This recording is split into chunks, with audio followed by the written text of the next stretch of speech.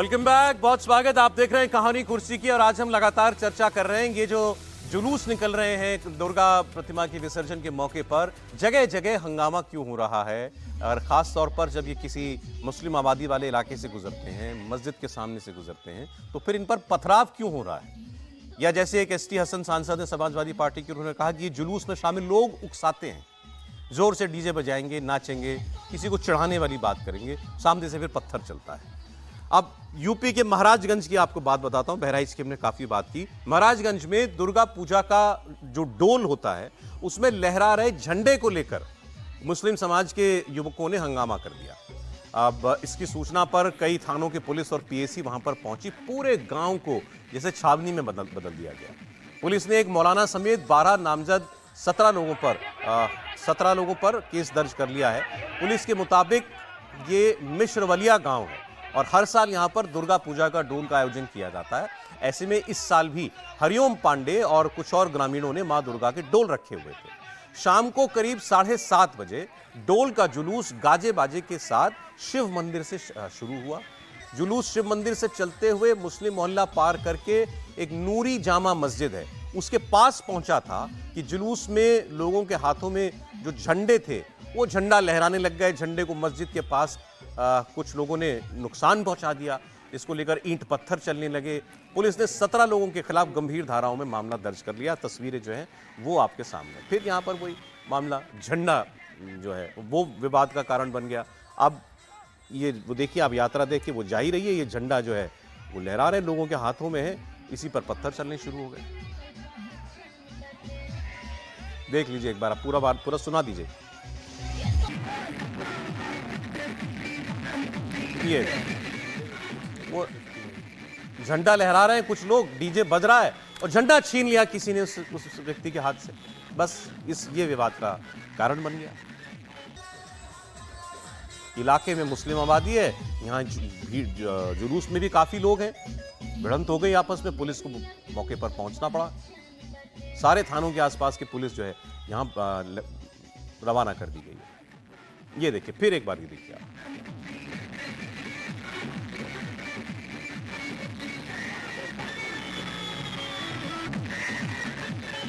तंग सी गली है, मस्जिद है यहाँ पर। अब कहीं से तो यात्रा गुजरेगी ना सर, ये तो नहीं हो सकता कि यात्रा का पूरा रूट सैनिटाइज कर दिया जाए या आप उस जगह से गुजरेंगे ही नहीं जहाँ पर मुसलमान रहते हैं। नहीं, देखिए ऐसा है, ये जो है खंड खंड करके विचार करने की आवश्यकता अब नहीं है। ये पूरी स्थिति देखनी पड़ेगी कि आखिर ऐसा क्यों हो रहा है। सामान्यतः हम पत्रकार लोग कानून और व्यवस्था का मामला बनाते हैं, कानून और व्यवस्था का मामला है, लेकिन क्या पुलिस उस क्षेत्र के हर दूसरे समुदाय के घरों पर खड़ा होकर लोगों को अंदर रहने को मजबूर कर सकती है? क्या उन घरों में अगर पत्थर इकट्ठे हैं, उन घरों में अगर आग्नेयास्त्र इकट्ठे हैं, एक एक घरों की छानबीन करके निकाला जा सकता है? और ये कब तक किया जाएगा? जब क्या होगा, क्या तब किया जाएगा? ये क्या एक मानसिकता है कि इस देश में दूसरे धर्मों की शोभा यात्राएं, जुलूस न निकले हमारे सामने से, या डर के मारे निकले ही नहीं? उसका मैं उदाहरण दे रहा हूं।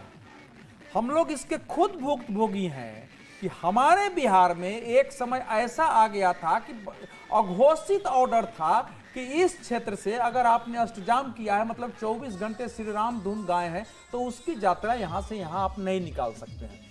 इस क्षेत्र में नहीं निकालेंगे, वही बता रहा हूं ना। इस क्षेत्र में अगर आप कर रहे हैं तो श्री राम जयराम के धुन को लाउड स्पीकर से नहीं बजाएंगे तो आपको अनुमति नहीं मिलेगी। ये सिचुएशन रही है इस देश में, ये कोई पहली बार नहीं हो रहा है। अब वो बढ़ के यहां तक आ गई। अगर डीजे बज रहा है या रामधुन गाई जा रही है या यहाँ पंडाल पूरा रथ निकाला जा रहा है, इससे सामने वाला नाराज क्यों हो रहा है भाई? नहीं, अपने धर्म पर इसको कोई हमला क्यों मान रहा है? नहीं, सामने वाले को अगर ये वाकई, ये देखिए यही तो विषय है कि वाकई उसको ये बता दिया गया है कि दूसरे का जो ये संगीत है, दूसरे के मंत्र हैं, दूसरे की ध्वनि है, ये तुम्हारे लिए हराम है या इस्लाम विरोधी, अगर उसके कान में ये बातें भर दी गई है जो कि वहां है, और फिर उसको बताया गया है कि अभी से जब तक तुम इसको रोकोगे नहीं, ये रुकेंगे नहीं, ये बढ़ते चले आएंगे, तो वो क्या करेगा बताइए?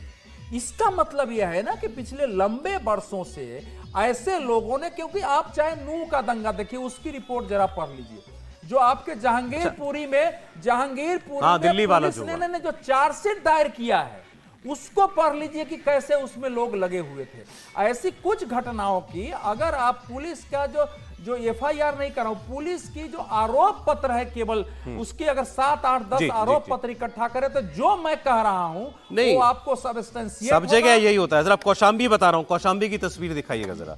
यहां पर जब दुर्गा पूजा मूर्ति विसर्जन में गुलाल उड़ गया, गुलाल उड़ने को लेकर के हिंदू और मुस्लिम समाज जो है वो सामने आ गए। भाई अब की गुलाल ना उड़े, गुलाल ना लगे किसी के ऊपर, किसी मुसलमान व्यक्ति के ऊपर गुलाल मजहब विरोधी कैसे हो गया? अगर मस्जिद के सामने आप गुलाल उड़ा रहे हैं, क्योंकि अब तो मैं मुसलमानों के शादी में भी और इसमें तो महिलाओं ने भी जो है लोगों के ऊपर पत्थरबाजी की। महिला पुरुष सबके अंदर वही भाव है।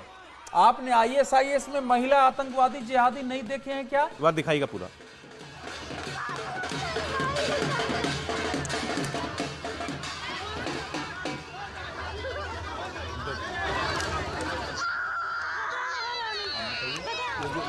ये जो पथराव है, ये देखिए, यहाँ गुलाल पड़ जाने पर जो मुस्लिम समाज है वो नाराज हो गया इलाके का, और मामूली सी बहस से सब कुछ शुरू हुआ। लेकिन कुछ मुस्लिम महिलाओं ने भी हिंदू पक्ष के ऊपर पत्थरबाजी की। हिंदू पक्ष की गाड़ी पर दुर्गा जी की मूर्ति लेकर के जो जाई जा रही थी उसमें ही अबीर गुलाल उड़ रहा था, लोग डीजे और ढोल पर नाच रहे थे। लेकिन इस दौरान कुछ लोगों ने डंडा लेकर हिंदू पक्ष को आगे बढ़ने से रोकने, आगे बढ़ने का इशारा किया कि यहाँ मत रुको, आगे बढ़ो। बताया जा रहा है कि इस हरकत के बाद ही हंगामे की शुरुआत हुई और इतना बढ़ गया, दोनों तरफ से फिर जमकर लाठी डंडे और ईंट पत्थर चलने लगे। घंटों तक हंगामा होता रहा। कौशाम्बी जिले के मंजनपुर कोतवाली के बलीपुर नारा गांव की ये घटना है। लेकिन आप चेहरे देखिए, वो बच्चे सब महिलाएं चला रही है, किसी के चेहरे पर क्रिमिनल का भाव है कि ये क्रिमिनल होगा, किसी को पता चलता है कि असामाजिक तत्व होंगे। तो यही तो देखने की कौन सा भाव पैदा आप किया इसको गया? ये क्यों, अब ये जब जुलूस निकलता है तो जुलूस में शामिल जो लोग हैं और जो दूसरी ओर जो इससे नाराज हो रहे हैं, आप एक दूसरे को अपना बैरी मान क्यों रहे हो? ये अगर ये रंग उड़ाता हुआ अगर जा रहा है तो आपको चढ़ाने के लिए थोड़ी उड़ा रहा है, वो अपनी मस्ती में जा रहा है, अपनी मस्ती में उड़ा रहा है। आप उसको अपने ऊपर क्यों ले रहे हो? अब तो वो हो गया है सर।